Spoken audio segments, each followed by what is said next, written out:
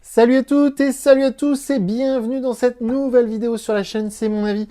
Alors je vous dois des excuses mes chers amis parce que ça fait longtemps que je ne me suis pas présenté devant vous pour vous parler d'un produit. Ça fait longtemps qu'on n'avait pas posté de vidéo sur la chaîne, donc déjà désolé pour ça. Et aujourd'hui, comme vous le voyez, on se retrouve pour un unboxing de produit, un déballage. Et on va déballer ensemble le tout nouveau Samsung A51. Alors tout nouveau, oui et non, parce qu'il est sorti le mois dernier, au mois de janvier, mais c'est vrai que c'est quand même une nouveauté. Moi en tout cas, j'en avais pas beaucoup entendu parler, j'ai découvert ça dans les rayonnages de chez Boulanger, parce que celui-ci a été acheté chez Boulanger, et je me suis dit, bah tiens, ça fait longtemps que j'ai pas fait de déballage, je suis sûr et certain que ça va en intéresser beaucoup, parce que vous êtes très nombreux et très nombreuses à vous intéresser à cette gamme Samsung Galaxy A, parce que le A10, le A20, le A40 ont eu beaucoup de succès. Donc là, on est un peu plus haut de gamme. Le A51, on est à 380 €. C'est le successeur du A50. Ils ont amélioré le capteur photo. On est sur du quadruple capteur photo. On est sur du Android 10. Donc ça, c'est vraiment cool. Et on a la surface, l'interface, la surcouche Samsung qui s'appelle One UI. Et cette fois-ci, c'est One UI 2.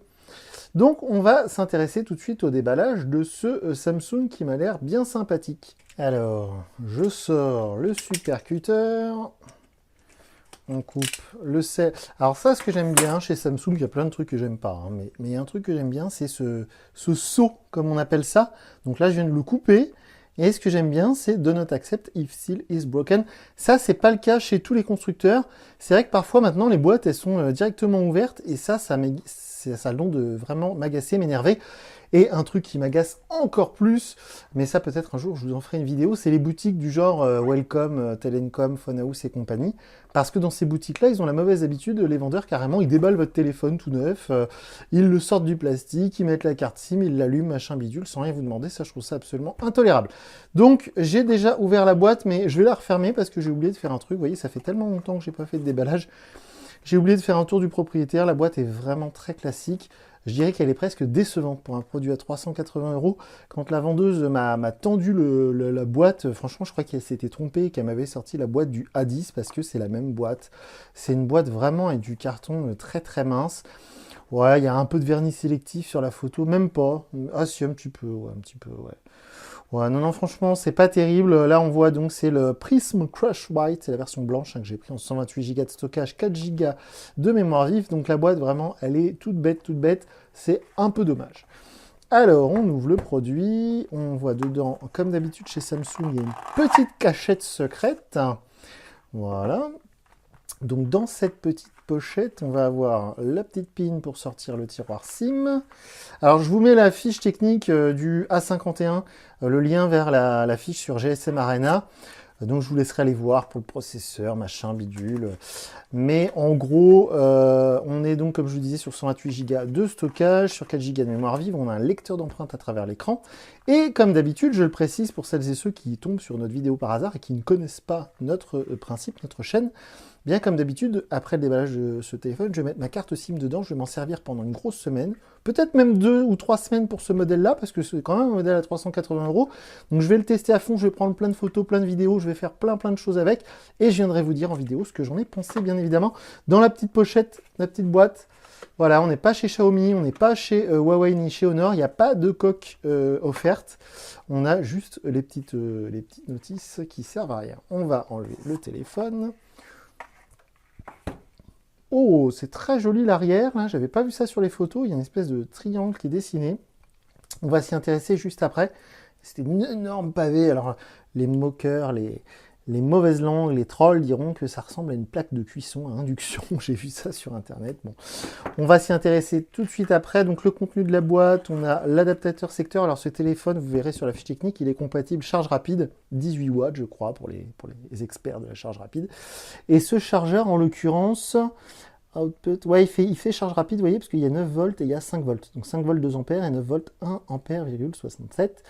Donc il est compatible fast charge, c'est-à-dire c'est marqué dessus là, adaptif, ça charge. J'ai du mal ce soir. Le contenu de la boîte, donc on a l'adaptateur secteur, le câble USB vers USB type C, Dieu merci c'est de l'USB type C sur un modèle à ce prix-là en 2020. On a les petites oreillettes qui sont vraiment des oreillettes de merdouille, j'espère que le son est correct, mais enfin franchement un conseil, achetez-vous un casque Bluetooth ou des oreillettes Bluetooth. Et c'est tout, il n'y a plus rien dans la boîte, on a tout déballé. Donc maintenant vient le moment de s'intéresser au téléphone en lui-même. Alors voyons voir cet engin.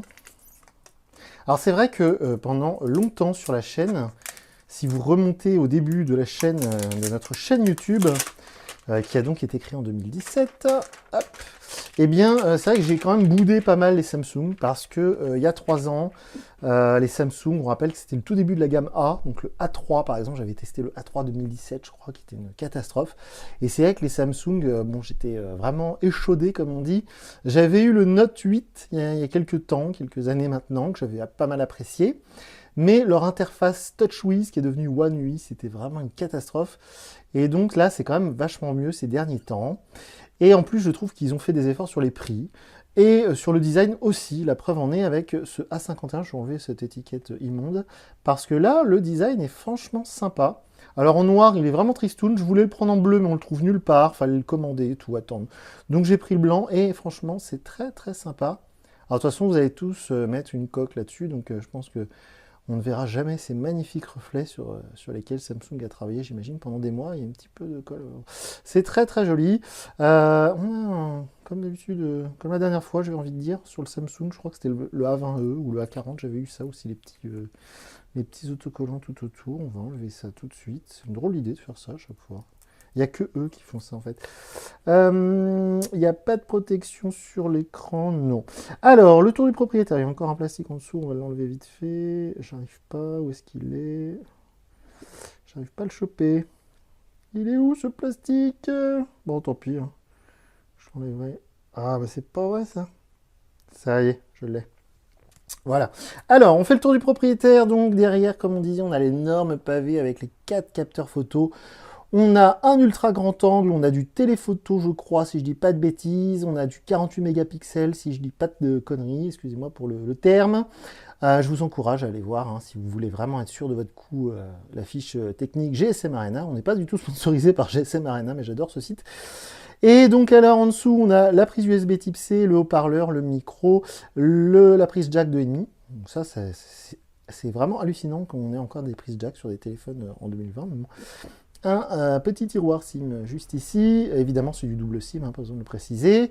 Et en haut on a le second micro, et puis c'est tout. Après sur la tranche on a le bouton volume et le bouton power. En parlant du bouton power, on va le maintenir ensemble et allumer ce bel appareil. Powered by Android. Ok. Alors franchement voilà, comme je disais tout à l'heure, les Samsung pendant longtemps je les ai un petit peu boudés. Et ces derniers temps, il faut dire qu'ils reviennent pas mal. Et avec les ennuis de Huawei et Google, enfin plutôt les ennuis diplomatiques entre la Chine et les États-Unis font que Huawei a été un peu pénalisé par tout ça. Et c'est vrai que j'ai l'impression, pour travailler beaucoup avec des clients qui ont des problèmes avec leur smartphone, j'ai l'impression que Samsung, ça revient vraiment, vraiment beaucoup. Le A10 est un succès énorme chez tous les opérateurs, c'est vraiment le modèle le moins cher. Alors, ça a été assez rapide. Oui, pourquoi? Dans quelle langue me parles-tu? Ok. Alors, on va mettre le français. Donc déjà, vous pouvez voir, alors, faut pas vous fier à l'aspect un peu jauni de l'écran, hein. Pour l'avoir sous les yeux, il est d'un blanc immaculé, il n'y a aucun souci.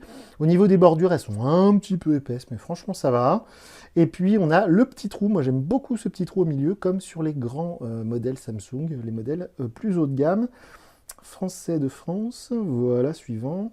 On va aller, comme d'habitude, jusqu'à l'écran de démarrage, l'écran d'accueil, pardon. Et puis, je vais vous laisser là. Alors, ignorer le Wi-Fi. Pourquoi tu ne veux pas? Une connexion réseau est requise pour configurer la connexion. Ah bon? D'accord. Bon. Bien, je vais taper tout de suite mon mot de passe Wi-Fi et je reviens. Bon, c'est assez étonnant, c'est la première fois depuis tous les unboxings que je fais qu'il y a marqué que c'est nécessaire, obligatoire d'avoir une connexion pour continuer. C'est vraiment la première fois que je vois ça. D'habitude, on peut zapper l'étape du Wi-Fi, zapper l'étape de la carte SIM et continuer. Mais là, il voulait vraiment pas. Donc j'ai mis le Wi-Fi, tant pis. Et en plus de ça, il nous demande de redémarrer. Mais qu'est-ce que c'est que ce bordel? Configuration de l'opérateur. Mais comment il peut configurer l'opérateur alors qu'il n'y a pas de carte SIM dans le téléphone? Bon, c'est original. Je serais peut-être amené à couper parce que si le redémarrage est assez long, je ne vais pas vous laisser poireauter. Alors, voyons voir. Bon, ça y est, on a enfin redémarré. Maintenant, il recherche des mises à jour. Je suis très étonné de ce processus de démarrage. Très honnêtement, j'avais jamais vu ça. D'habitude, on clique sur suivant, suivant, suivant, puis on arrive sur la page d'accueil. Franchement, là, c'est la première fois que j'ai ça, hein. C'est très étonnant. Alors, c'est peut-être lié à la nouvelle version Android 10. C'est peut-être ça. D'ailleurs, il me semble, si je dis pas de bêtises, je crois que c'est le premier smartphone que j'utilise où il y a Android 10 dessus.